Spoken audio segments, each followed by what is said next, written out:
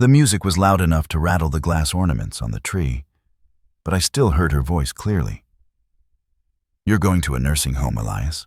You're useless now." She said it calmly, almost politely, as if she were reminding someone to take out the trash. My daughter-in-law stood near the kitchen island, one manicured hand wrapped around a champagne flute, the other resting on the marble counter I had once helped pay for. Around her, people laughed. Someone counted down the minutes to midnight. Confetti cannons waited in the corner like loaded weapons. For a moment, I honestly thought I had misheard her. I was 70 years old, standing in my son's living room on New Year's Eve, surrounded by strangers who called themselves friends of the family, being informed that my life had reached its expiration date. I looked at her face, searching for anger, for heat, for anything that would suggest this was said in the moment. There was nothing, just relief. The kind people feel when a long, uncomfortable decision is finally spoken out loud. I turned to my son.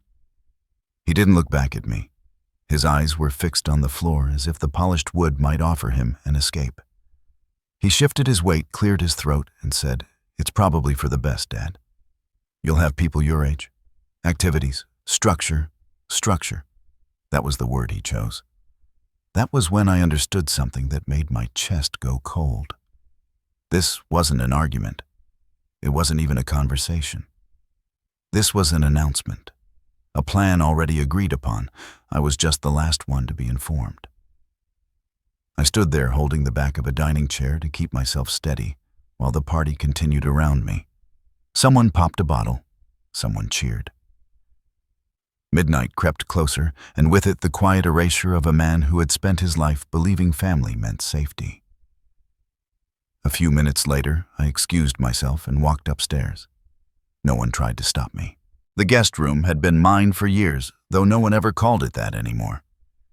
It was simply your room, said with the same tone you'd use for a storage closet.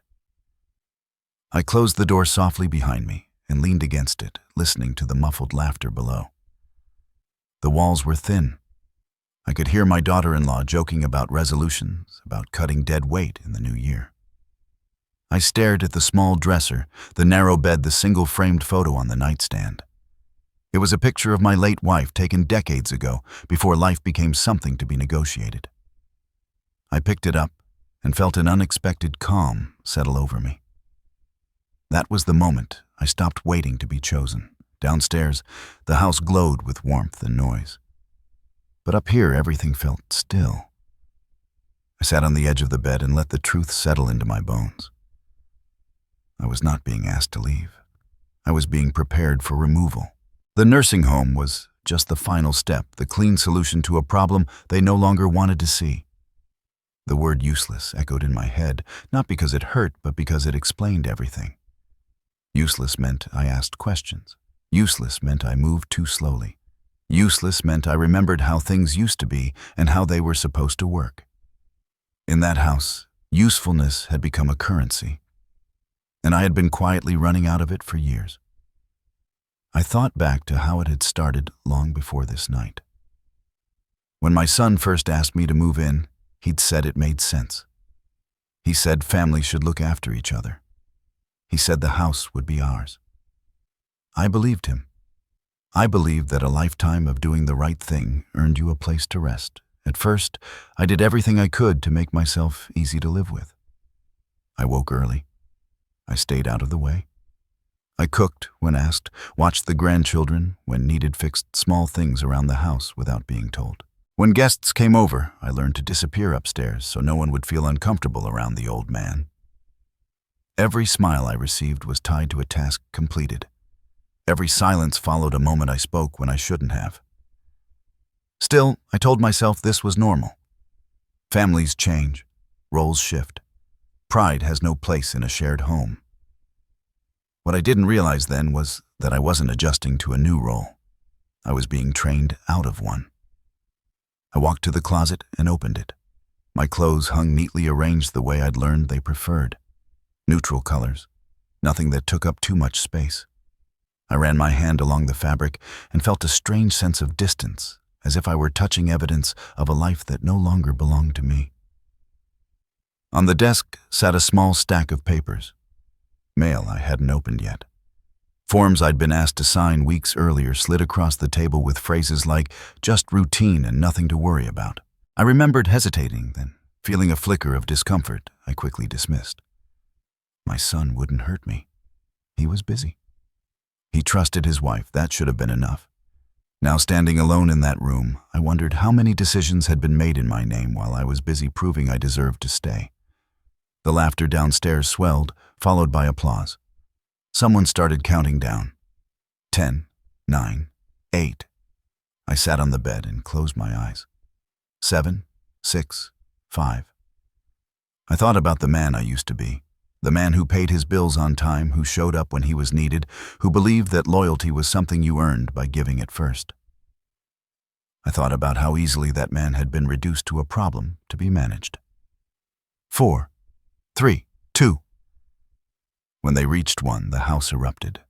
Cheers, kisses, music turned up louder. A new year began without me. I stood up. I didn't shout. I didn't confront anyone. I didn't march downstairs demanding explanations that would only be softened into excuses. I understood finally that no argument could restore what had already been taken. If I stayed, I would be escorted out, eventually stripped of choice and dignity under the disguise of concern. If I left now, I would at least leave on my feet. I opened my suitcase and began to pack. I took only what mattered. A few changes of clothes, my watch, the photo of my wife, a folder of personal documents I had learned to keep close. Each item fit easily, almost too easily, into the case. It struck me then how little of my life they had allowed me to keep within reach. As I zipped the bag closed, another wave of laughter drifted up from below. It didn't sound cruel. That was the worst part. It sounded relieved. I sat down at the desk and stared at the blank notepad. For a long time, I told myself I didn't owe anyone an explanation. Then I realized the note wasn't for them. It was for me. I wrote one sentence. I folded the paper carefully and placed it on the bed where it would be found in the morning. When I picked up my suitcase, my hands were steady. I turned off the light, opened the door, and stepped into the hallway. The house didn't notice. The walls didn't creak. No one called my name. As I reached the top of the stairs, I paused and listened one last time. Music, laughter, a life continuing without me. I walked down the steps quietly, opened the front door, and let the cold night air rush in. I didn't know where I was going yet. I only knew I wasn't going to wait around to be erased. Before I became the old man quietly occupying a spare room, I was someone with a life that took up space.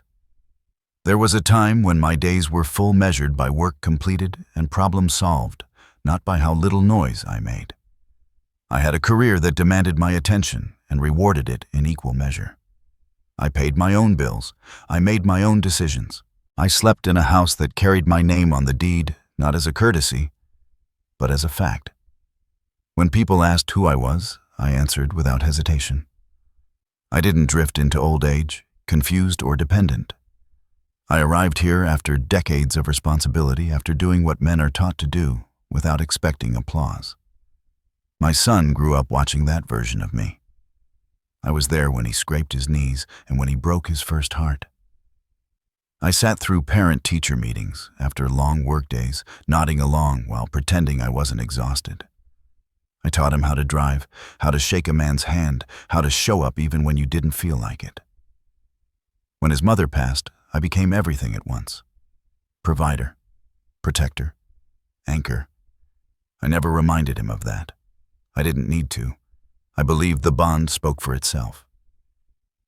When he left for college, I helped where I could.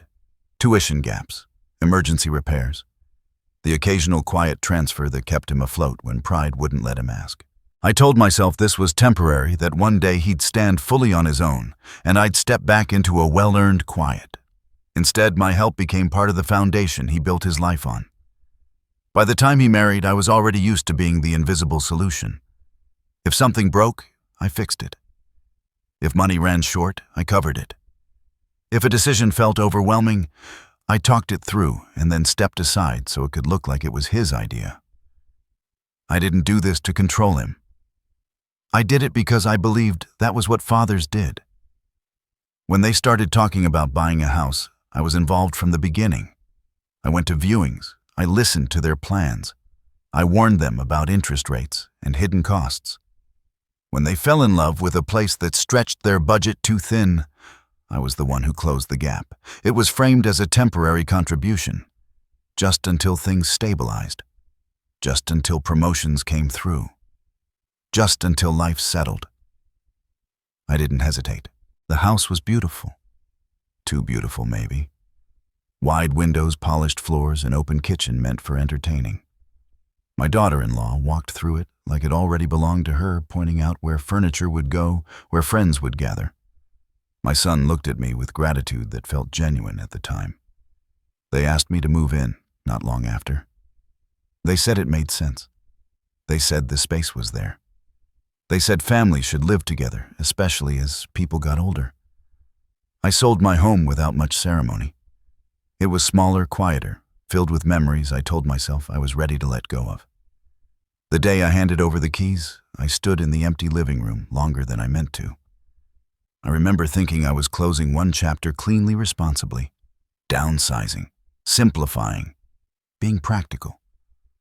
I took the proceeds and put them toward their house, believing I was investing in a shared future. What I didn't do was ask questions I should have. I assumed my name would be somewhere on the paperwork. Not out of suspicion, but out of habit. This was family. This was trust. I had never needed contracts to define loyalty before. When the documents came across the table weeks later, they were described as routine, updates, adjustments, things that needed signatures to finalize loans and utilities and taxes. My daughter-in-law slid them toward me with a practiced smile already pointing to where I should sign. I remember feeling a brief, uncomfortable pause, a sense that I should read more carefully, that I should slow things down. Then my son said, "It's just paperwork, Dad. We've got it handled." So I signed. That was the moment, though I didn't know it then, when gratitude quietly turned into entitlement. At first, living together felt manageable. I cooked dinners when schedules clashed. I watched the grandchildren when childcare fell through. I paid for repairs without being asked, fixing things before they became problems. I told myself I was contributing, that my presence still had value. Over time, the tone shifted.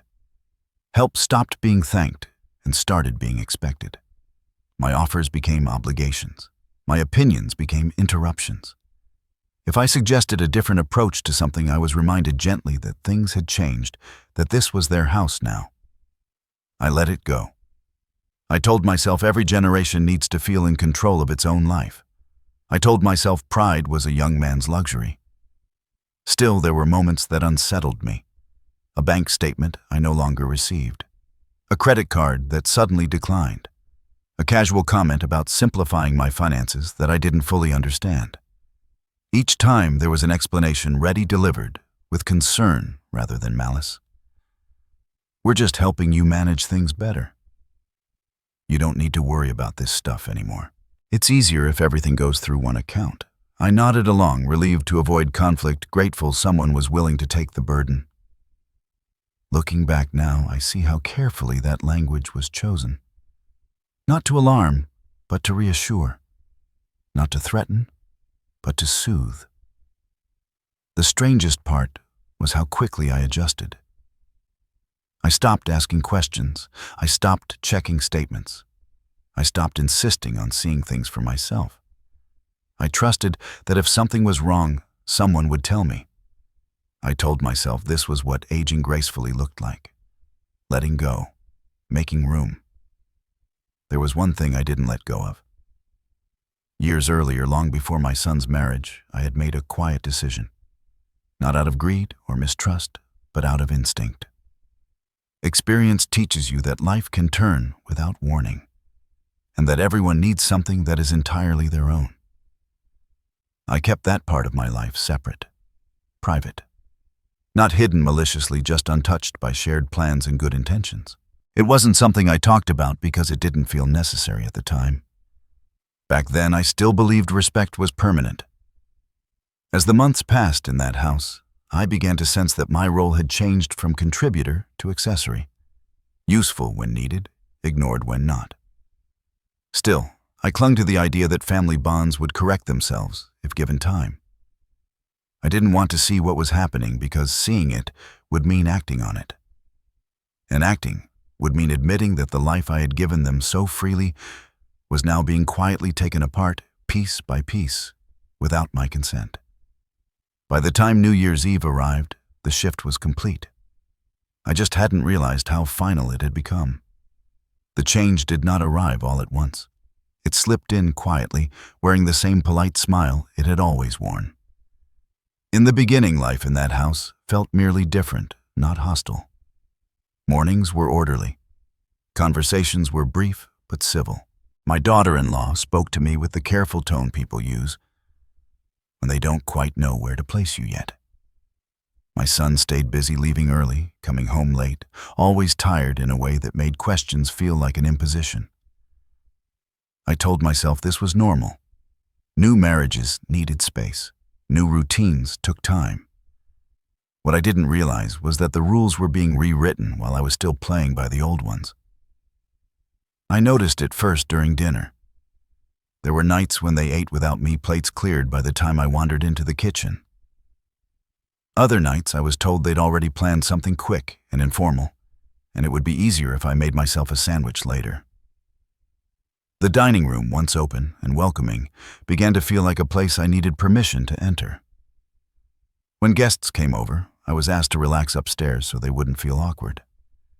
The word awkward came up often, always gently, always with a smile.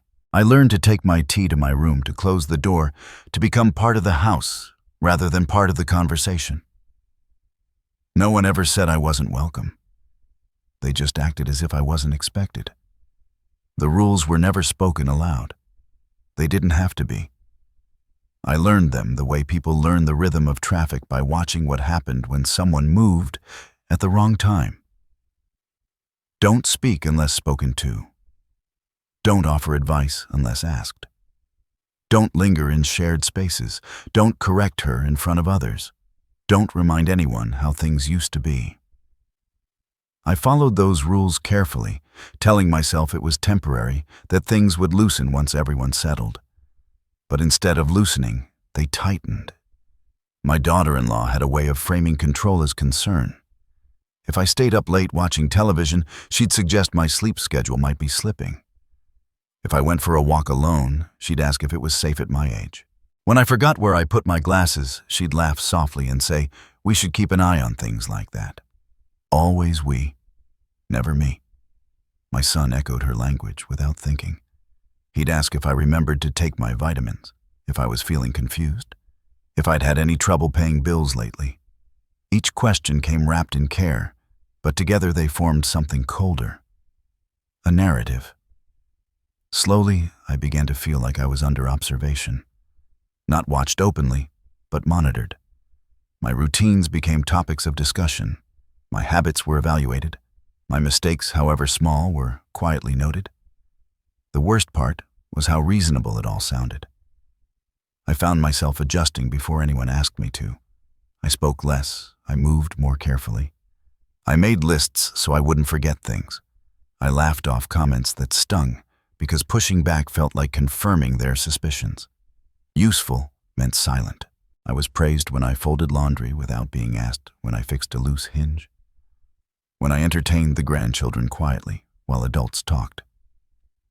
In those moments, I could feel approval settle over the room like warmth.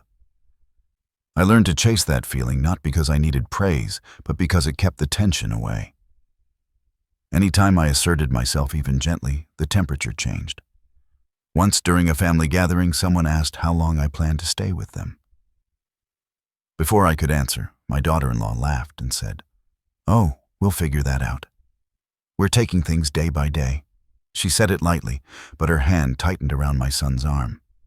I smiled and said nothing. After that, my things began to disappear. At first it was small. A sweater I couldn't find. A book missing from the shelf. A folder moved from where I always kept it. When I asked, my daughter-in-law said she'd been organizing, trying to reduce clutter. She told me I had too many things for one room, that it would be better if the space felt calmer. I agreed. I always agreed. Then my access to money began to change. I noticed a card being declined at the grocery store. I brushed it off, assuming it was a mistake. Later, my son told me they'd consolidated accounts to make things easier. Less paperwork, fewer things for me to worry about. "You don't need that stress," he said. I wanted to argue that managing my own finances had never been stressful, that it was in fact how I measured my independence. But I could already hear how that argument would sound. Defensive, stubborn, confused. So I nodded. Statements stopped arriving in the mail. When I asked about them, I was told everything was digital now. If I needed anything, all I had to do was ask. The offer sounded generous, but it came with an unspoken condition. Asking meant admitting I no longer knew what was happening. I stopped asking. One afternoon, while cleaning my room, I opened the desk drawer and found a stack of documents I didn't remember placing there. They were neatly clipped, labeled, and dated. Forms, authorizations, medical information, financial summaries. My name was on all of them. I sat on the edge of the bed and flipped through the pages slowly. Some signatures were mine, others looked like mine, but something about them felt off. The dates blurred together. The language was dense, technical, reassuring in the way legal language often is. I remembered being handed papers weeks earlier, maybe months. I remembered being told they were updates, nothing urgent. I remembered trusting that if there was something important, someone would explain it. My chest tightened. I took the papers downstairs and asked about them. My daughter-in-law glanced at them briefly and smiled. "Oh, those," she said. "Just part of keeping everything organized. You signed off on all of that already." "I don't remember reading them," I said. She tilted her head slightly. "That's why we're helping Elias. So you don't have to." The way she said helping made it sound final. That night I lay awake staring at the ceiling, replaying every moment I had dismissed as insignificant. Every hesitation I had smoothed over, every instinct I had quieted in the name of peace. I realized then how carefully this had been done. No shouting, no threats, no dramatic confrontations, just small adjustments introduced one at a time until my life no longer belonged entirely to me. Until my dependence felt natural. Until resistance felt unreasonable. I wasn't trapped by force. I was trapped by politeness. The next morning I noticed my phone had been moved. Not taken, just relocated, sitting neatly on the kitchen counter instead of beside my bed. When I picked it up, I saw missed calls I didn't remember receiving. "We didn't want it to wake you," my daughter-in-law said. "Your sleep is important." I smiled. Later that day, I overheard her on the phone speaking in low tones about appointments, assessments, options. She stopped talking when she noticed me in the doorway, then laughed lightly and said she'd call back later. "Just adult stuff," she said. I went back upstairs and closed my door. By then, the house no longer felt like a home. It felt like a waiting room. Every day I sensed something approaching, something I was being gently prepared for. I didn't know when it would happen or how, only that my role in the decision would be minimal. I told myself I was imagining it. That fear had a way of inventing patterns. But deep down, a quieter voice had begun to speak, one I could no longer ignore. If you stay silent long enough, someone else will decide your life for you. I just didn't know yet how close they were to doing exactly that. I didn't reach that decision in a burst of anger. It arrived quietly, like everything else in that house. I stood in my room long after midnight, the music downstairs bleeding through the floorboards, and understood with a clarity that surprised me. No conversation was going to save me. No explanation would restore what had already been taken. If I stayed, I wouldn't grow old with dignity. I would be managed, reduced, moved when convenient. Leaving was no longer a reaction. It was the only remaining choice that belonged to me. I didn't announce it. I didn't need permission. I opened my closet and looked at the rows of clothes I had learned to wear carefully. Nothing loud, nothing that suggested I still occupied space. I reached for a small suitcase tucked beneath the bed, the kind you take when you don't plan to be gone long or when you don't know where you're going yet. I packed slowly, deliberately. A few shirts, 2 pairs of pants, underwear folded the way my wife used to insist on.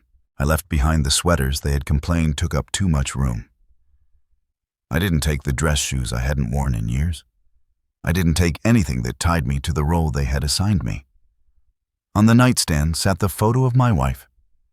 I picked it up and held it longer than I meant to. She was smiling, caught mid-laugh, unaware of how the years would change everything, except the person I was when I loved her. I wrapped the frame in a spare shirt and placed it gently in the suitcase. That photo mattered more than in any furniture I had sold, more than in any money I had handed over without question. I moved to the desk and opened the drawer where I kept the few things that were still undeniably mine. My watch, old letters, a folder with documents I had learned instinctively never to leave unattended.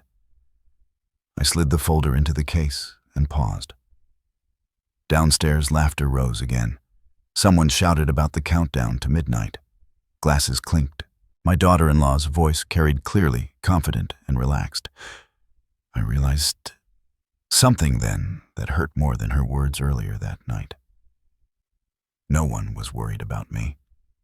They weren't listening for my footsteps. They weren't wondering where I was. They weren't concerned that I had disappeared from the party. In their minds, I was already gone. Tonight was just the paperwork catching up to the truth. I zipped the suitcase closed. The sound felt louder than it should have, final, in a way nothing else had been. I sat on the edge of the bed and let my hands rest on the handle, grounding myself in the weight of what I was doing. I wasn't running. I wasn't hiding. I was leaving before I could be escorted out like a piece of furniture no longer matching the room. I stood and took one last look around. The room was neat, impersonal, temporary, in ways I hadn't wanted to admit. No artwork on the walls, no space rearranged to suit me. It had never been my room. It had been storage for a person they weren't ready to throw away yet. I reached for a notepad on the desk and hesitated. Part of me wanted to leave nothing, to disappear as quietly as I had learned to live. But another part, steadier and calmer, knew this wasn't about them. It was about marking the moment I chose myself. I wrote one sentence, no accusations, no explanations, no appeals. I folded the paper and placed it neatly on the bed. That was all they were going to get. When I opened the door, the hallway was empty. The house hummed with life elsewhere, indifferent to my exit. I stepped out and closed the door softly behind me, the click of the latch sounding like a boundary being set. At the top of the stairs, I paused. From here, I could see the glow of the living room below. Shadows moved across the walls as people shifted, laughed, raised glasses. My son stood near the fireplace, smiling at someone's joke. He looked younger in that moment, lighter, freed from the quiet weight of my presence. I waited for something inside me to crack, for regret, for doubt, for the instinct to go back and try one last time. Nothing came. I walked down the stairs slowly, each step steady. No one noticed. The music was too loud, the moment too celebratory.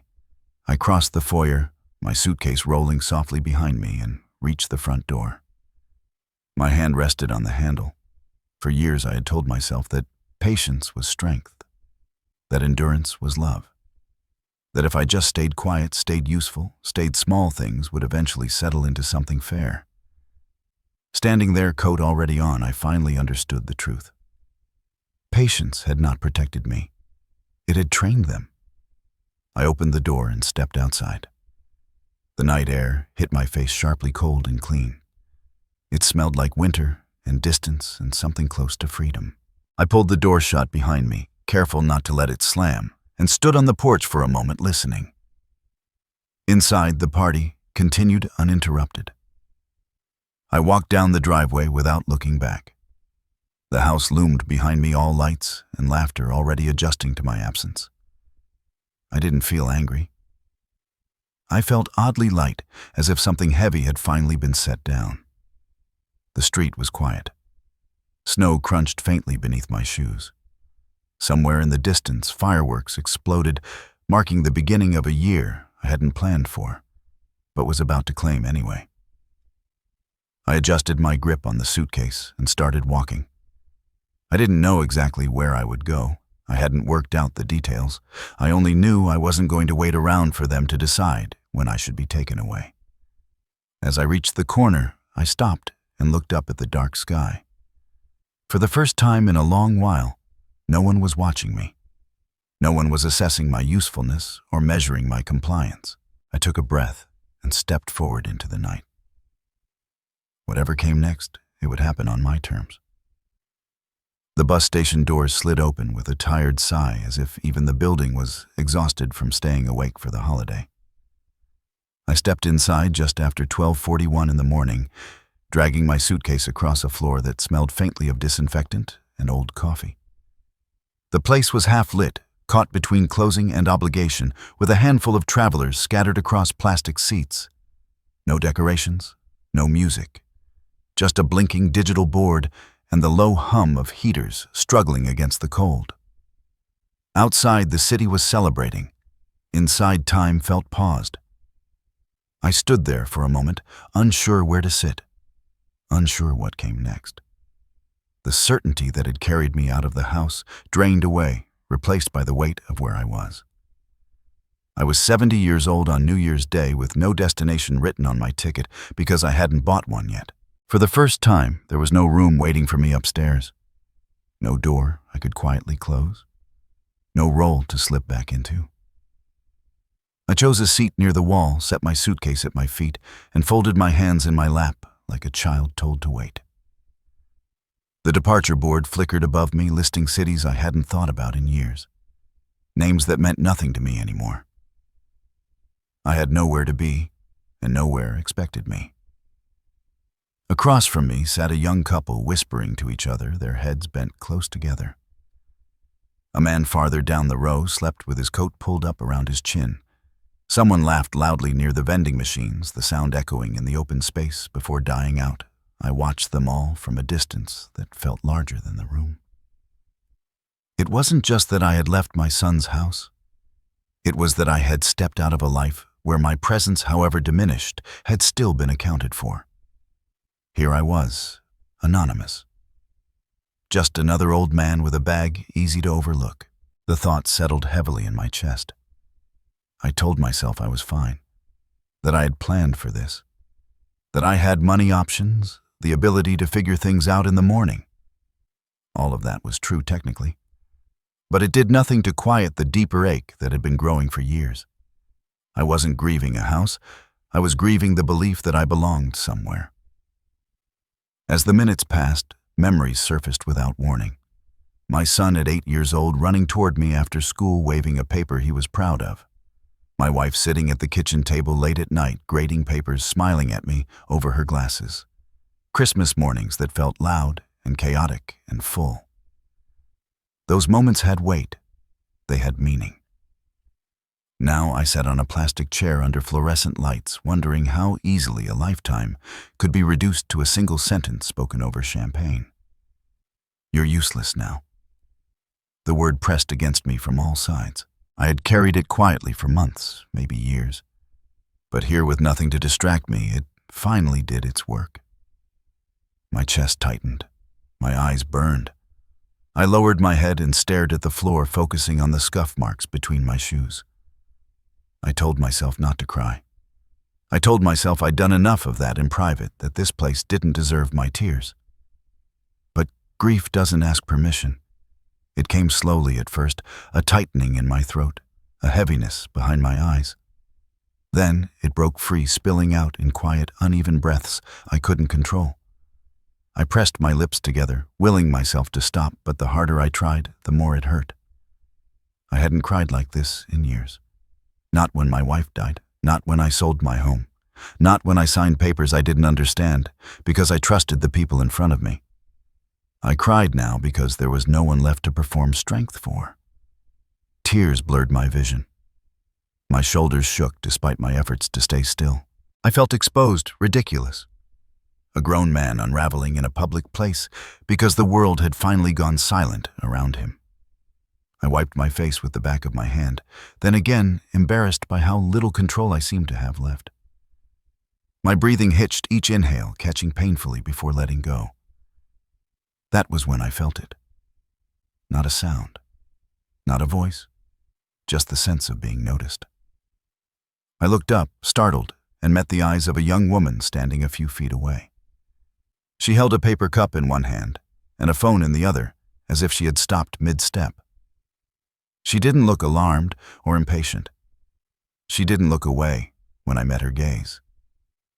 She simply looked concerned. "Are you okay?" she asked. Her voice was gentle, careful not to startle me. Not the tone people use when they're checking a box, but the kind that waits for an honest answer. I almost lied. I almost nodded, smiled, said I was fine, the way I had learned to do so well.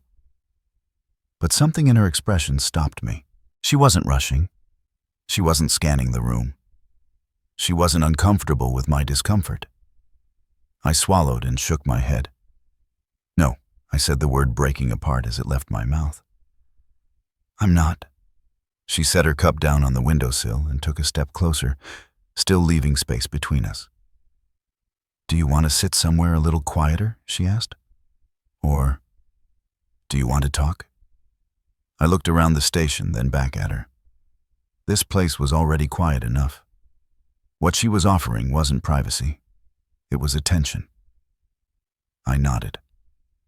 She sat beside me, not too close, not too far, and waited. She didn't fill the silence with advice or questions. She gave me room to decide what came next. For a long moment, I said nothing. Then, without planning to, I started at the beginning. I told her about the house, about New Year's Eve, about the sentence spoken so casually, it had taken me a second to understand it was real. I told her how I'd gone upstairs, how I'd packed, how I'd walked out without being noticed. The words came out unevenly at first, then faster, as if they'd been waiting for permission. I didn't dramatize it.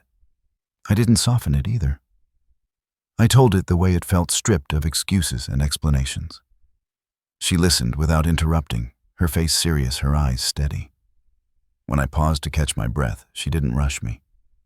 When my voice faltered, she didn't look away. By the time I finished, my chest ached in a different way. Lighter, exposed but no longer suffocating. "That's a lot," she said quietly. I nodded.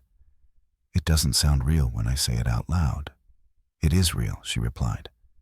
"And it's not okay." The certainty in her voice surprised me.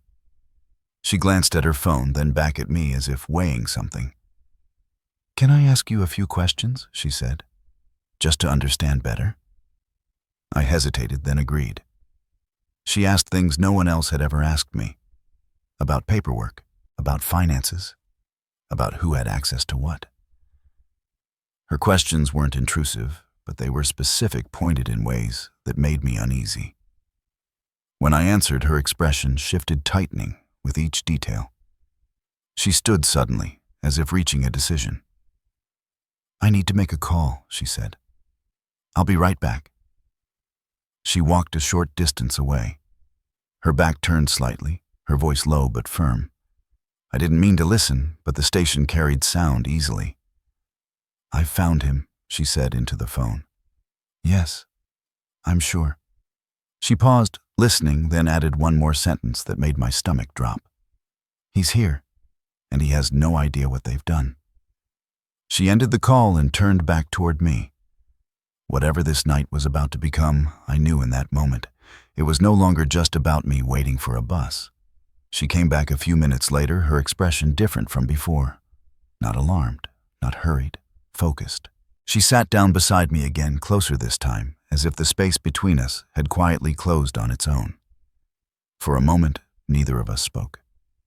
I watched her hands as she wrapped them around her phone thumbs, resting still against the screen. "Who did you call?" I asked. She didn't answer right away. Instead, she looked at me carefully, the way people do when they're deciding how much truth someone can handle at once. Someone who's been looking for you, she said.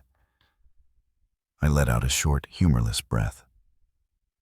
You're going to have to be more specific than that. She nodded. I know. Then she did something that made my stomach tighten. Elias Ward, she said. I felt my shoulders stiffen. I hadn't told her my last name. That's my name, I said slowly. I know, she replied. I also know you used to work in finance, that you retired earlier than you planned, and that you helped someone out of a situation a long time ago without ever taking credit for it. I stared at her, my mind racing to catch up. I didn't tell you any of that, I said. No, she agreed. You didn't. The station felt smaller all of a sudden, the low ceiling pressing down, the hum of the heaters louder than before. I glanced around, half expecting someone to be listening, but no one paid us any attention. To them, we were just another pair of strangers passing time. Who are you? I asked. She hesitated, then gave a small, careful smile. Someone who owes you more than you realize. That didn't help. She took a breath and leaned back slightly as if grounding herself before continuing. I don't want to scare you, she said, and I don't want to overwhelm you. But the reason I came over tonight wasn't just because you looked upset. I waited. I recognized you, she said. I frowned. We've never met. No, she said, but you met someone very important to me. Years ago. A memory stirred at the back of my mind, indistinct and stubbornly out of reach. Faces, names, situations blurred together after a certain point in life. I had helped many people over the years, most in ways that felt ordinary at the time. I'm not sure I understand, I said. She nodded again. That's okay. You don't have to yet. She asked me questions then, but not the kind meant to pry. They were precise, almost surgical. Where had I lived before moving in with my son? Who handled my finances now? What documents I remembered signing? Whether anyone had suggested medical evaluations or assessments. Each question tightened something inside me. As I answered, I heard my own story laid out in a way I hadn't allowed myself to hear before. Not as a series of unfortunate misunderstandings, but as a pattern. Her jaw clenched when I mentioned the paperwork. When I talked about accounts being consolidated without my clear consent, she looked down at her hands, then back up at me.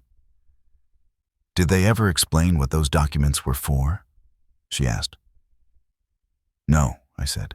They said it was easier if I didn't worry about it. She exhaled slowly through her nose. That's not concern, she said quietly. That's control. The word landed heavily between us.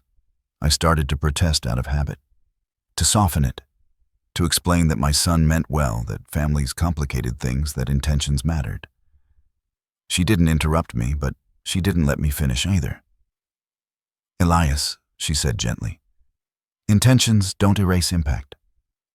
I fell silent. She studied my face for a moment, then nodded to herself as if confirming something she'd already suspected. You shouldn't take the bus tonight, she said. I blinked. What I don't mean ever, she clarified. I mean not tonight. I straightened instinctively. I don't want charity. Her expression didn't change. I'm not offering charity. Then what are you offering? She chose her words carefully. Time, safety, options. I shook my head. You don't know me. She met my gaze steadily. I know enough to know you don't deserve to be sleeping on a plastic bench while someone else decides your future for you. I looked down at my suitcase, then back at her. The fear crept in, then quiet, but sharp. Hope has a way of doing that. It opens doors you're not sure you're ready to walk through. I've managed on my own before, I said. Yes, she replied. And look where that self-reliance got you tonight. The words stung, but they weren't cruel. They were honest. She glanced toward the entrance as the doors slid open, again letting in a gust of cold air and a few more travelers. I followed her gaze and saw a man step inside, tall, broad-shouldered, his coat dusted with snow. Something about him tugged at me. He scanned the room quickly, his eyes moving with purpose until they landed on me. When they did, he stopped walking. Time slowed. He looked older than the man I remembered, his hair streaked with gray, his face marked by years that hadn't been kind. But the way he stood, the way his eyes held steady contact, stirred a recognition that went beyond memory. He approached slowly as if not wanting to startle me. "Mr. Ward," he said. The sound of my name in his voice unlocked something. I stood before I realized I was moving. "Daniel," I said. His mouth curved into a smile that carried relief and something like disbelief. "You remember?" "I didn't," I admitted, "not at first." He nodded. "I wouldn't blame you if you never had. What you did for me probably felt small to you." I searched his face, the years peeling back layer by layer. A younger man, exhausted, desperate, sitting across from me in an office late one evening, papers spread out, a decision that could have ruined him if handled poorly. I remembered telling him the truth when no one else would. Turning down a favor that would have crossed a line. Pointing him toward a solution that cost me nothing but time. "I told you to walk away," I said slowly, "from a deal that would have destroyed you." "You saved my life," he said simply. I shook my head. "I did my job." "No," he said. "You did more than that. You treated me like a person when everyone else saw a problem." The young woman stood then. "Elias," she said softly, "this is my uncle." I looked between them, understanding beginning to form. Daniel took a step closer. "We've been looking for you for years," he said. "When we heard what was happening, when we realized what your family was doing." My chest tightened. "You shouldn't be involved in this." He smiled faintly. "You were involved in mine when you didn't have to be." He glanced at my suitcase, then back at my face. "You don't have to decide anything tonight," he said. "But you're not alone anymore." I felt something shift then. Not relief exactly, something steadier. For the first time since leaving the house, I wasn't being told what would happen to me. I was being asked. "Come with us," the young woman said, "just for tonight." I looked at the departure board, at the cities scrolling past, none of them calling my name. Then I looked at the two people standing in front of me, connected to a past I hadn't realized still mattered. "All right," I said. The word felt heavy, real. As we walked toward the exit together, I knew this night had changed direction. Not because someone rescued me, but because someone finally saw me clearly. And because somewhere along the way, the life I thought I'd lost had quietly come back to find me. I recognized him before I understood why. We were halfway to the car when something in the way he walked, steady but cautious, stirred a feeling I couldn't place. The snow crunched under our shoes, the night sharp and quiet around us, but my attention narrowed to the man beside me. Daniel glanced over once as if sensing the shift, then looked forward again, giving me time. It wasn't his face at first. It was his posture, the way he carried himself, like someone who had learned the hard way to never lean too far in any direction. I had seen that stance before years ago in men who came into my office desperate, but pretending not to be. We reached the car, and as the young woman opened the door for me, a memory finally clicked into place. It was a rainy afternoon, long before my hair went gray. Daniel had been younger then, thinner, sitting across from me with his hands clenched so tightly his knuckles were white. He'd been offered something that looked like a lifeline and was in truth a noose. Everyone else told him to take it. I told him to walk away. I hadn't raised my voice. I hadn't scared him. I'd simply laid out what would happen if he didn't. I remember the way he'd stared at the desk afterward, silent, as if the ground beneath him had shifted. You told me I was allowed to say no, he said now, breaking the quiet as we drove. No one had ever said that to me before. I leaned back against the seat, the heater warming my hands. I told you the truth. That deal would have ruined you. He nodded. It almost did, anyway. For a while. The young woman glanced at him, then at me in the rearview mirror. He doesn't talk about that part much, she said. Daniel smiled faintly. There wasn't much to talk about. I struggled. I failed. I started over. And you kept going, I said. Yes, he replied. Because you showed me how. The car fell quiet again, but this time it was a different kind of silence. Not empty, not heavy. It was the silence of pieces settling into place. They took me to a small guest house on the edge of town, tucked behind a row of bare trees. Nothing extravagant. Clean, warm, respectful in the way it didn't try to impress me. Daniel carried my suitcase inside without asking, setting it down carefully as if it contained something fragile. It's yours for as long as you need, he said. No pressure, no expectations. I nodded, unsure how to respond to generosity that didn't come with conditions.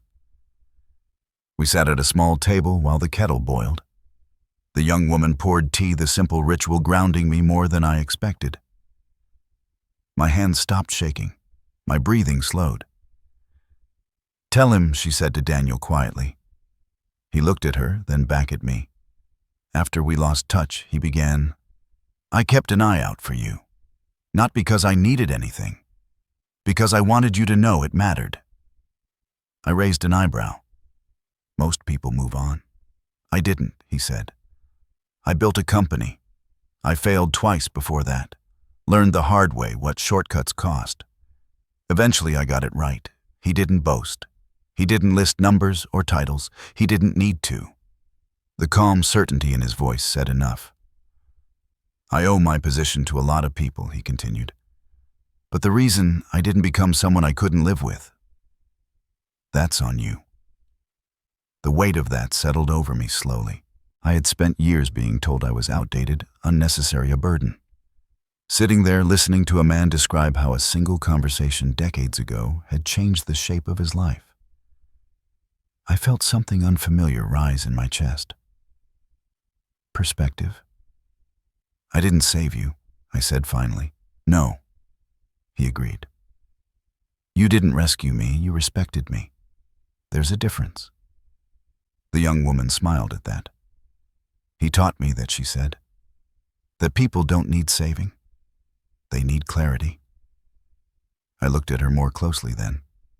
The steadiness in her eyes, the way she asked questions that cut to the heart of things. You're like him, I said. She laughed softly. He raised me. Daniel's expression softened. We started looking for you a few years ago, he said.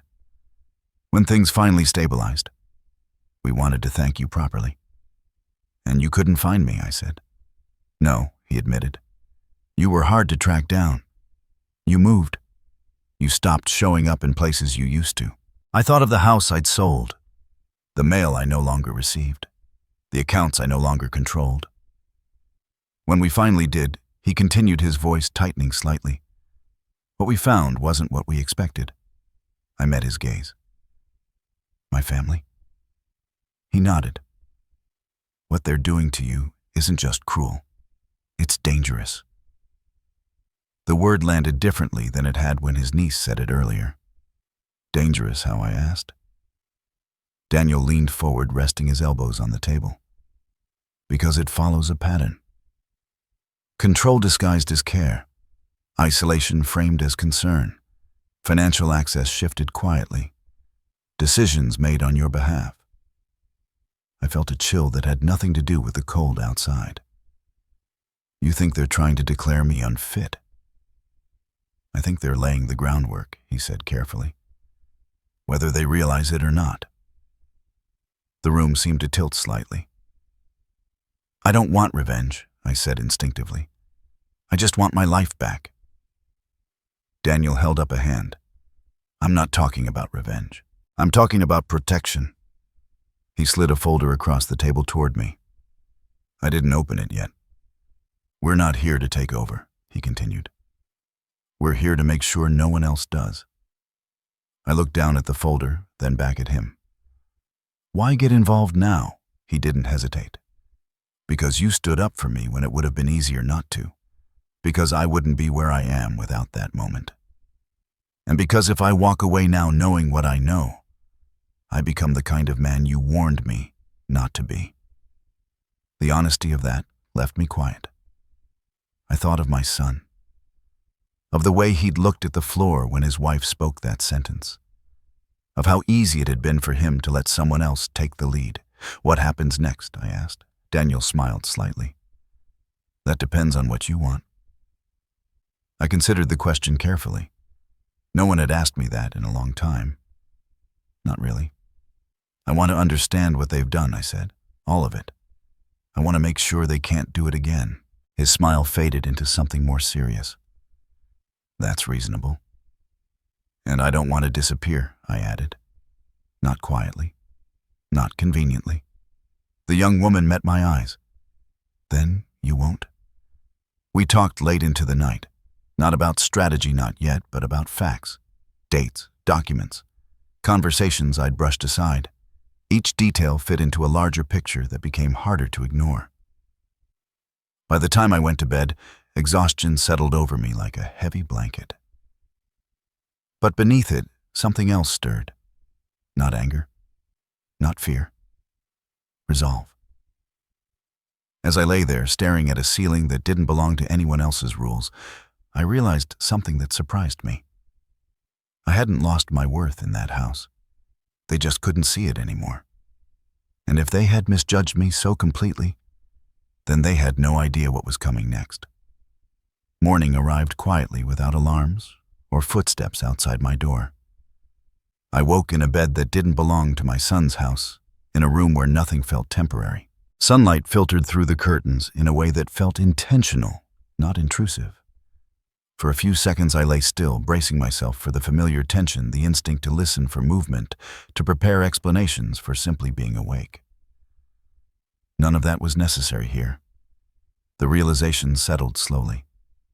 I was safe. Not hidden, not managed. Safe.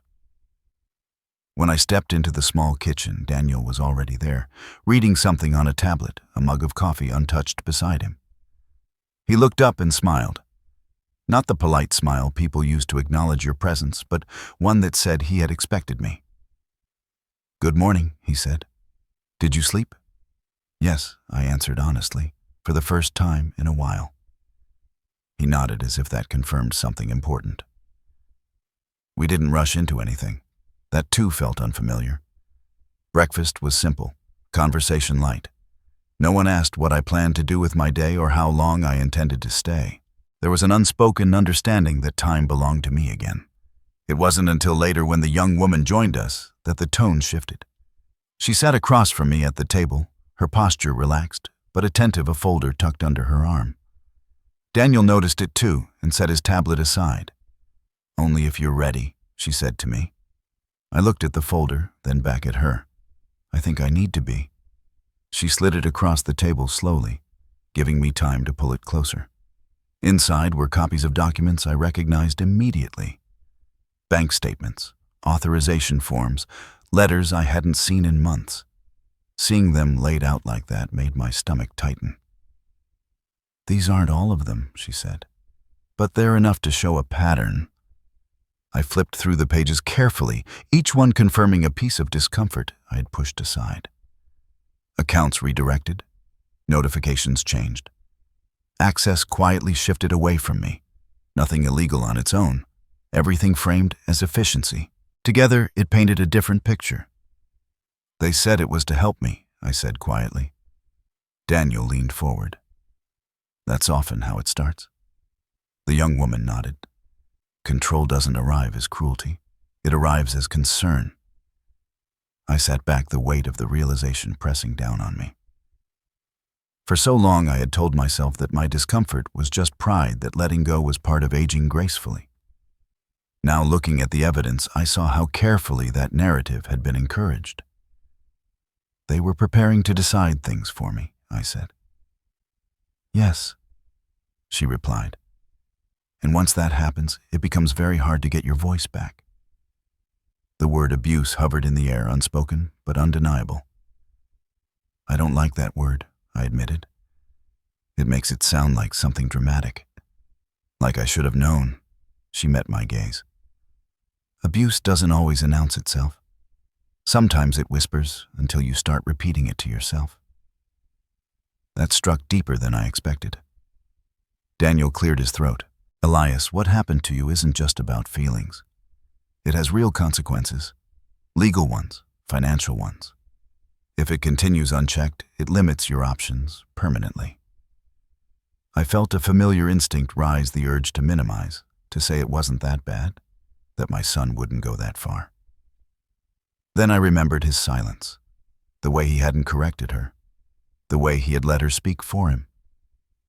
What would you do, I asked, if this were happening to someone you cared about? Daniel didn't hesitate.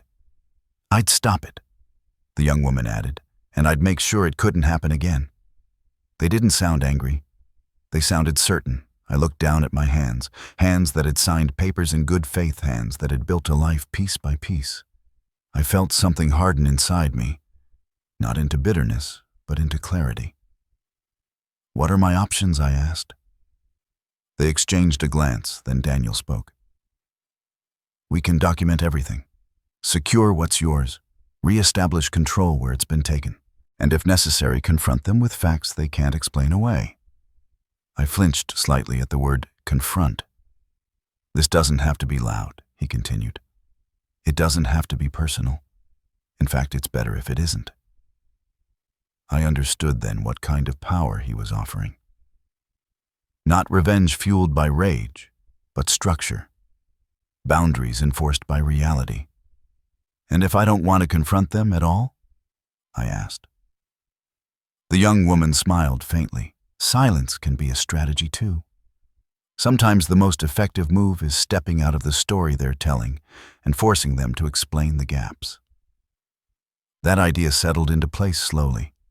For years I had believed silence was weakness, a failure to stand up for myself. Now I saw it differently. Silence chosen deliberately could be a form of control. I thought of my daughter-in-law's confidence, the way she spoke as if the outcome was already decided. The way she assumed I would comply, because I always had. They expect me to be predictable, I said. Yes, Daniel replied, and that's exactly why this will work. I closed the folder and rested my hands on top of it. I don't want to hurt them, I said, but I won't be erased quietly. No one here is interested in hurting anyone, Daniel said. We're interested in restoring balance. The young woman leaned forward. Once we take the first step, there's no going back to pretending nothing happened. Are you ready for that? I didn't answer right away. I thought about the guest room, the way my belongings had slowly vanished. The sentence spoken over champagne like a scheduling update. I thought about the bus station, the plastic chair, the moment I realized I truly had nowhere to go. I've already crossed that line, I said, finally. I just didn't know it yet. Daniel nodded. Then we begin carefully. The rest of the afternoon passed in measured steps, calls made, accounts flagged, access restored. Each action was small, controlled, but together they formed something solid beneath my feet. For the first time in months, I felt informed, included, respected. That evening, as the sun dipped below the trees, I sat alone on the small porch, wrapped in a blanket, watching the sky darken. There was no urgency pressing in on me, no one waiting for me to fail or comply. My phone buzzed once, a message from my son. Dad, where are you? We need to talk. I stared at the screen for a long moment, then set the phone face down on the table. For once, I didn't feel compelled to answer. Inside, Daniel was speaking quietly with his niece, their voices low and steady. Plans were being made not about me, but with me in mind. I realized then that this was the true turning point. Not the moment I left the house, not the night at the bus station, but the moment I stopped believing that enduring mistreatment was the price of belonging. I sat there until this cold crept in, letting the silence work for me instead of against me. Whatever happened next, it would happen with my eyes open. And they had no idea how unprepared they were for that. I did not disappear. I simply stopped responding. The difference mattered more than they realized. The first day passed quietly. My phone stayed face down on the table, its screen lighting up now and then with messages I didn't open. I could guess their tone without reading them. Confusion first, mild irritation, the assumption that I'd eventually comply like I always had. By the second day, the silence began to bother them. Daniel showed me the missed calls the voicemails left when my number went straight to voicemail again and again. My son's voice started calm, almost casual. He asked where I was. He said they were worried. He said we needed to talk things through like adults. There was a pause in one message, a hesitation that felt unfamiliar. "Just call me back, Dad." I listened without reacting. The third day, the tone shifted. My daughter-in-law called next. She didn't leave a voicemail at first. Then she did. Her voice was tight, controlled the way it got when things didn't go according to plan. She said there had been a misunderstanding. She said maybe emotions had run high on New Year's Eve. She said they were only trying to help. Help. The word sounded different now that I knew what it had been used to cover. I said nothing. Silence has a way of forcing people to fill it with their own fears. By the end of the week, the messages came faster, shorter, less polished. My son asked if I was safe, then asked if I'd spoken to anyone, then asked if I was doing something he should know about. Daniel advised me not to respond personally. "Let the pattern reveal itself," he said. It did. They began calling other people. A distant cousin reached out asking if everything was all right. A neighbor from my old place sent a brief message saying my son had been trying to track me down. Someone mentioned casually that my daughter-in-law seemed very stressed lately. From a distance, it was almost fascinating. In their story, my silence didn't make sense. I was supposed to be confused, grateful, apologetic. I was supposed to wait to be told what came next. Instead, I had stepped out of the role entirely. The moment they realized I wasn't in a nursing home came on the 8th day. Daniel received the call. He didn't put it on speaker, but I could hear enough from his side of the conversation. My daughter-in-law's voice rose and fell sharp with disbelief. "No, he's not there," Daniel said calmly. "I'm quite certain." He listened for a moment, then added, "You might want to stop making assumptions." When he ended the call, he looked at me. "They're scared." I felt no satisfaction in that. Just a quiet acknowledgement. "They thought I'd be easy to locate," I said. "They thought you'd be where they put you," he corrected. A formal letter arrived 2 days later, not addressed to me directly. It was a notice sent to their home, requesting documentation related to certain financial authorizations and recent changes. Polite, precise, unemotional. The kind of language that didn't accuse, but also didn't apologize. The kind that asked questions that demanded answers.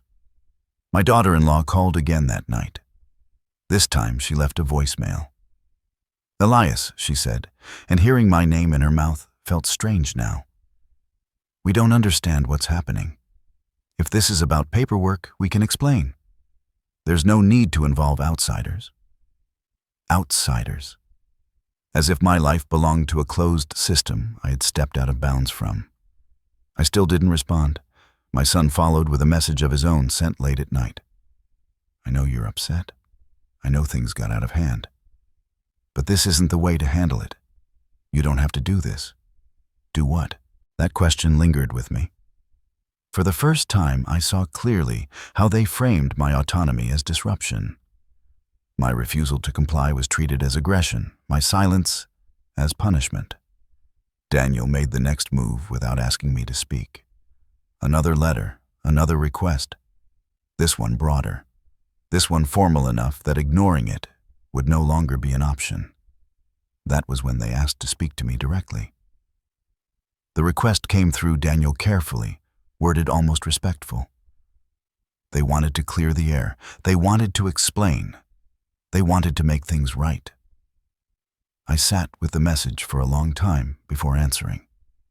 Not them, myself. I asked whether I wanted resolution or reassurance, whether I wanted to be heard or simply understood, whether I was prepared to see them without shrinking again. When I finally agreed to speak, I set conditions. Brief, structured, no dramatics, no personal appeals. Daniel handled the logistics. I didn't need to know the details. The meeting took place in a small neutral office. No family photos on the walls, no comfortable furniture meant to soften hard conversations.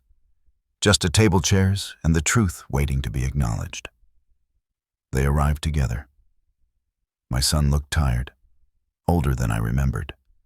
He sat down slowly, his hands clasped in front of him. My daughter-in-law entered with purpose, her posture rigid, her expression controlled but strained. She spoke first. "We didn't mean for things to go this far," she said. I let the silence stretch. "What did you mean then?" I asked calmly. She hesitated. "We were concerned. You seemed overwhelmed. We thought it would be easier if we handled certain things." "For whom?" I asked. She opened her mouth, then closed it again. My son cleared his throat. "Dad, we were just trying to plan ahead. You know, in case something happened, something like what I asked." Neither of them answered. I didn't raise my voice. I didn't accuse. I simply asked questions and waited. When they spoke, they contradicted each other. When they tried to explain, the explanations overlapped, tangled, unraveled under their own weight. At one point, my daughter-in-law looked at me with frustration, breaking through her control. "You always make things complicated," she said. "If you had just talked to us," "I did talk," I replied. "I just wasn't listened to." The room went quiet. My son looked down at the table. For the first time, I saw something like understanding flicker across his face. Not remorse yet, but recognition. The conversation ended without resolution. That was intentional. As we stood to leave, my daughter-in-law asked one last question, her voice low. "What do you want?" I met her gaze evenly. "I want my life back," I said. "And I want you to stop deciding it for me." She nodded stiffly, as if memorizing the words rather than accepting them. Outside, the air felt lighter. Daniel walked beside me, saying nothing until we reached the car. "You did well," he said. I shook my head. "I didn't do anything." He smiled slightly. "Exactly." That night, as I sat alone again, my phone buzzed with one final message from my son. I didn't realize how far it had gone, he wrote. I should have paid attention. I read it once. Then again, I didn't reply. Not because I was punishing him, but because for the first time I understood that silence was no longer something being done to me. It was something I was choosing. And in that choice, everything had already begun to change. I didn't show up on the day they expected me to. They had chosen the time carefully, I later learned. Late morning, when offices were open and nerves were steady. Neutral location, familiar enough to make them feel in control.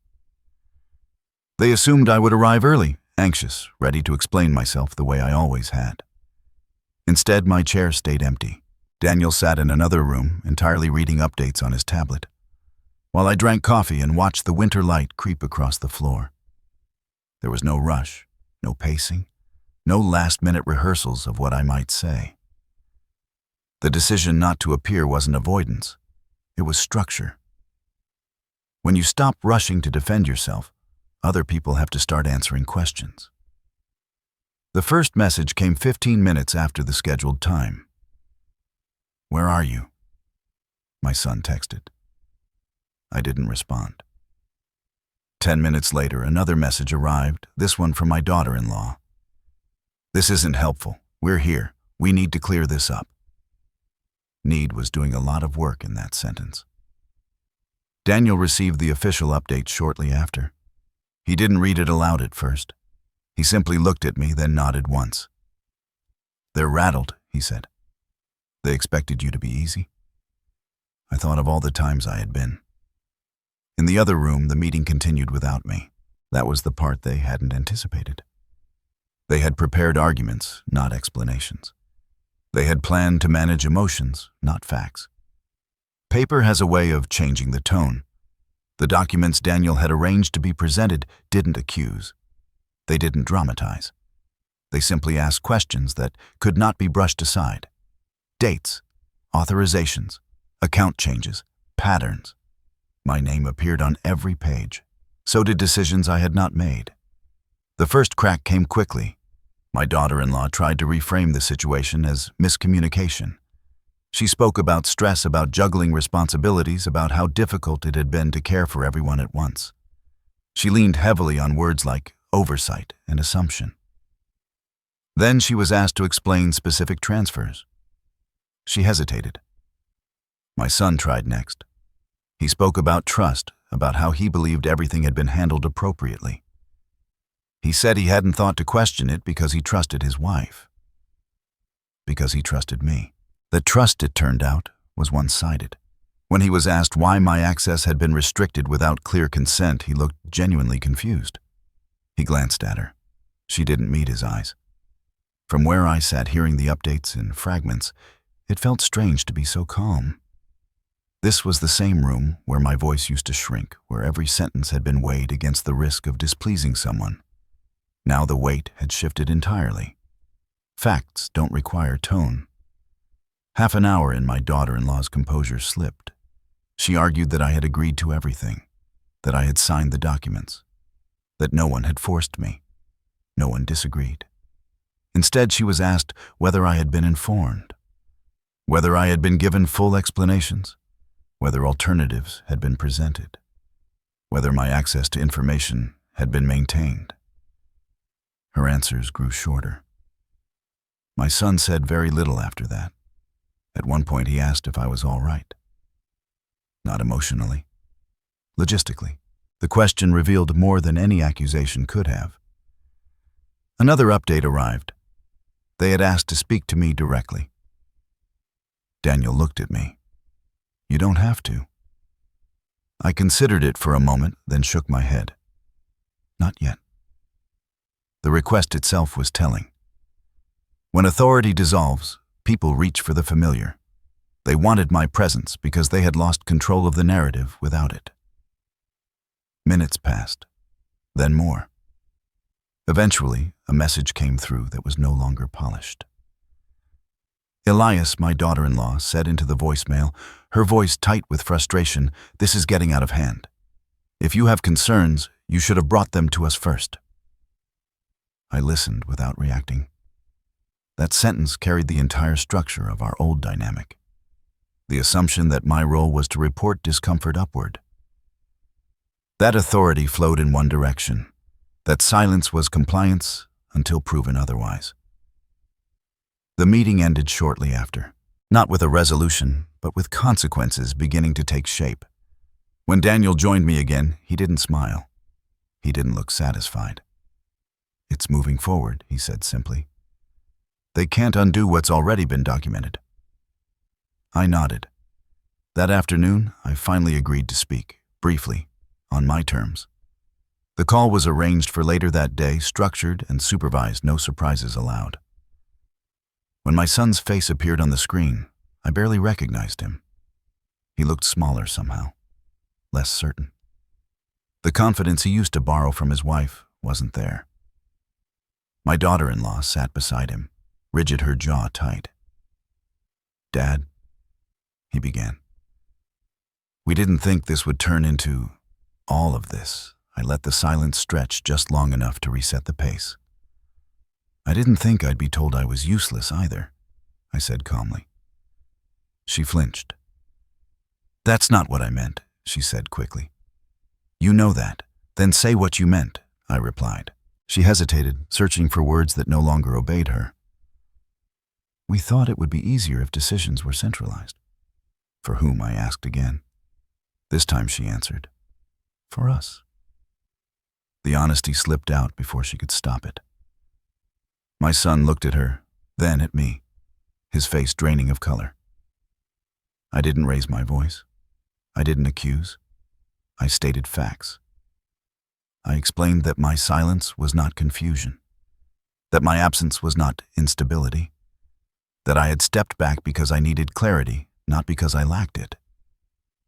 "I'm not asking for permission," I said. "I'm establishing boundaries."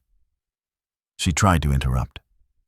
I held up a hand. "This conversation isn't about feelings," I continued. "It's about control, and I'm taking mine back." The words landed heavily. For a moment, no one spoke. Then my son nodded slowly. "I didn't realize how far it had gone," he said. "I should have paid attention. I believed him." That didn't change anything. When the call ended, I felt no rush of victory, no release of anger, just a steady sense of finality.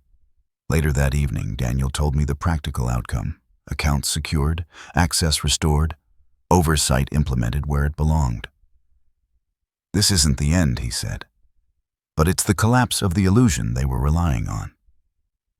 I thought of my daughter-in-law's certainty on New Year's Eve, the way she spoke as if my future had already been filed away. She had mistaken my patience for permission. As night settled in, I sat alone again, phone on the table, unread messages waiting.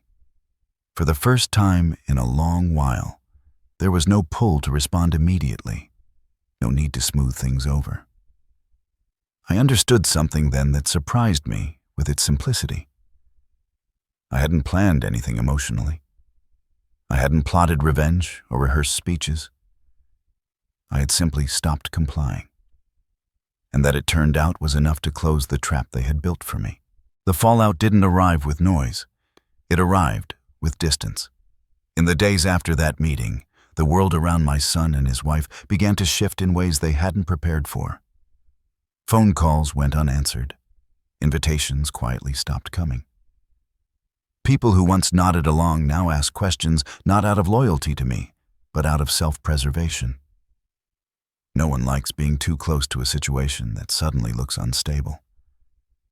I didn't have to explain anything. The facts were already doing that work for me. My son called twice. The first time I let it ring. The second time I answered. "Dad," he said, his voice stripped of the certainty it once borrowed from someone else. "Can we talk?" "We are talking," I replied calmly. There was a pause, then a breath. "I didn't know," he said. I swear I didn't know it had gone that far. I believed him. That was the hardest part. He hadn't been cruel. He had been absent. He had let someone else take the wheel, because it was easier than steering himself. That truth sat between us, heavy, but undeniable. "I should have paid attention," he added. "Yes," I said, "you should have."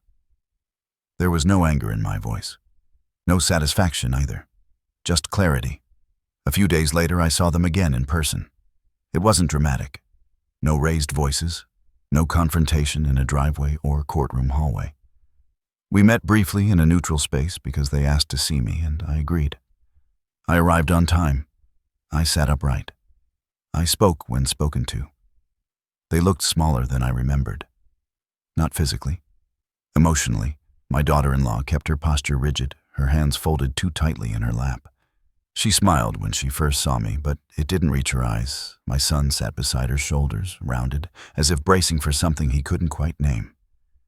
"We wanted to clear the air," she began. I let her continue. "I know things were said," she went on carefully. "Things that came out wrong. Emotions were high." "They were very clear," I said. She swallowed. "I didn't mean to hurt you." I studied her face, looking for something I could recognize as remorse. What I found instead was calculation softened by fear. "You meant to decide for me," I said. "And that's the difference." My son shifted uncomfortably. "We thought we were helping," he said. "I know," I replied. "That's why it worked for so long."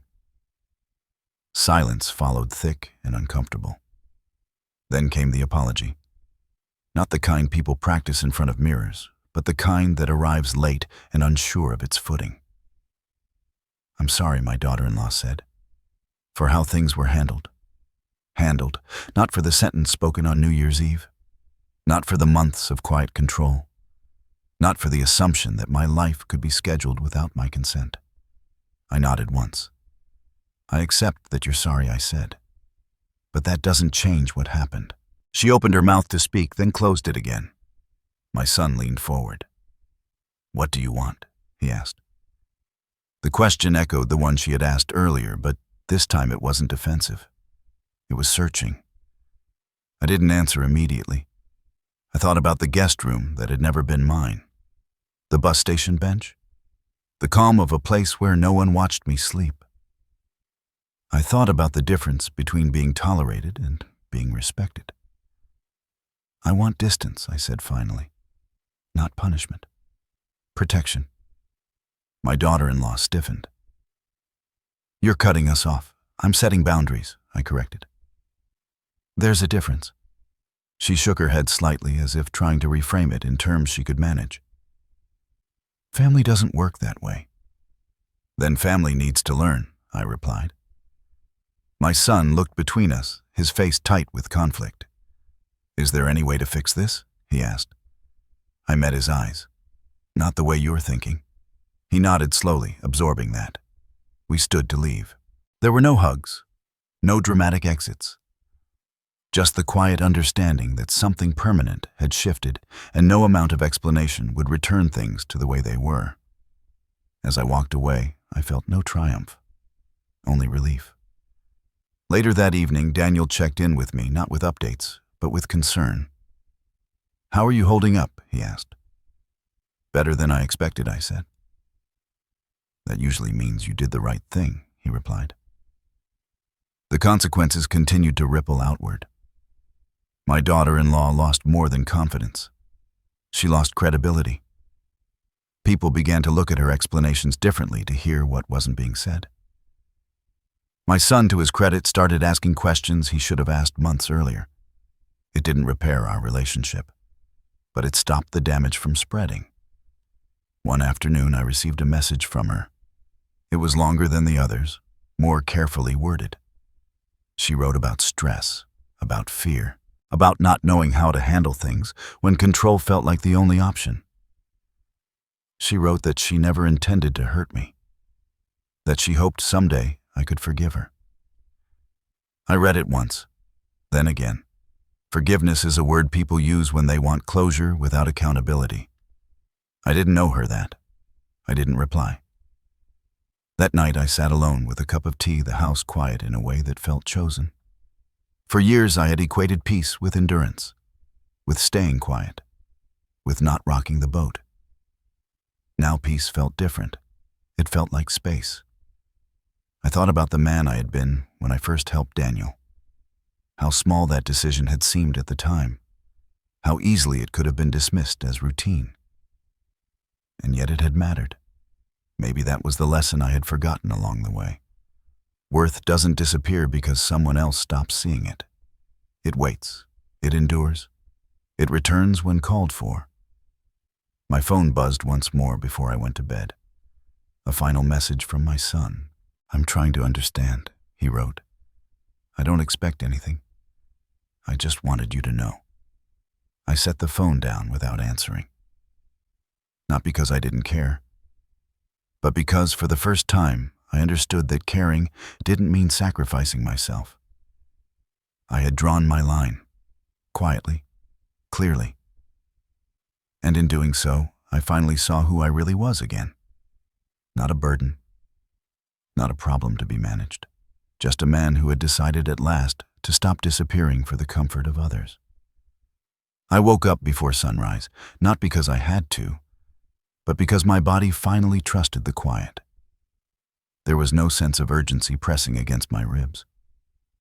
No need to rehearse explanations or anticipate objections. The room held only what belonged to me now. A chair by the window, a small table, my suitcase unpacked and tucked away, like something that no longer needed guarding. Outside, the morning was pale and still. I watched light move slowly across the street. And for the first time in years, it felt like an invitation instead of a deadline. This was the life I chose after the noise faded. My days became simple in ways I hadn't allowed before. I walked when I felt like it. I read without checking the clock. I cooked meals that didn't need to impress anyone. When I made plans, they were mine, shaped by preference rather than permission.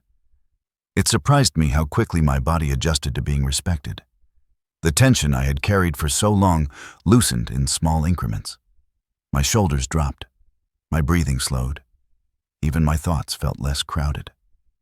I realized how much energy I had spent monitoring myself, editing my presence to fit into someone else's comfort. Without that constant vigilance, there was space again. Space to think. Space to remember who I was before usefulness became a measure I failed. I didn't return to my son's house. That door remained closed, not out of bitterness, but out of clarity. Distance had become a form of care, and I respected it too much to undo it out of habit. Daniel checked in often, never hovering, never directing. His niece stopped by sometimes with groceries or conversation, always asking. First, always accepting no, without question. Their consistency rebuilt something inside me that had been worn thin. Trust given freely feels different than trust demanded. As the weeks passed, I began to reflect on what this all meant, not just for me, but for people like me. I had believed for a long time that aging meant becoming smaller, that the world naturally narrowed as you got older, that your role shifted from decision maker to obstacle. I had mistaken adaptation for surrender, patience for virtue, silence for peace. What I learned instead was uncomfortable and freeing. Power doesn't leave you because you age. It leaves when you stop believing you're allowed to have it. I thought about the word my daughter-in-law used that night. Useless. She had meant it as a conclusion, a justification, a way to make her decision feel inevitable. But usefulness is a fragile measure of worth. It depends on who's doing the counting. It changes when the rules change. It disappears the moment you stop serving someone else's needs. Dignity doesn't work that way. Dignity stays even when you're alone at a bus station, even when you're scared, even when people who should protect you decide convenience matters more. I nearly disappeared because I forgot that difference. What saved me wasn't confrontation or anger. It was the moment I stopped agreeing to be diminished. The moment I realized silence could be chosen, boundaries could be drawn, and leaving could be an act of self-respect rather than defeat. I didn't win anything back by shouting. I won it back by stepping away. In time, I began planning for the future again. Not in grand gestures, but in steady personal ways. A place of my own. Work that felt meaningful without demanding everything. Relationships built on mutual regard, not obligation. Belonging, I learned, should never require you to vanish. Sometimes I thought about my son, about the confusion in his messages, the regret that arrived late but sincere. I didn't hate him. I didn't excuse him either. I accepted the truth of who he had been in that moment and adjusted my expectations accordingly. That too was a form of peace. One afternoon, as I sat by the window watching the street fill with afternoon light, it occurred to me how many people might be living quietly in the same kind of shadow I had escaped. Parents made invisible in their own families. Older men and women told gently or otherwise that their time had passed. If this story sounds familiar, you're not imagining it. If you've ever been told to wait, to be patient, to not make things difficult while someone else rearranged your life, you're not alone. Silence doesn't always mean harmony. Sometimes it means you've been trained to accept less. I don't know what choice you should make. Every situation is different. But I know this much. You are allowed to take up space. You are allowed to ask questions. You are allowed to walk away from places that reduce you to a problem instead of seeing you as a person. And you are never useless simply because someone else can no longer control you. If you've made it this far, thank you for staying with my story. If any part of it resonated with you, I'd like to hear from you. Share your thoughts in the comments. Share your own experiences if you're comfortable. Sometimes speaking out is the first step toward being seen again. And if stories like this matter to you, if you believe quiet dignity and hard-earned justice deserve a place to be told, consider staying with this channel. Like the video, subscribe, and come back for the next story. Because as long as these stories are shared, fewer people have to disappear in silence.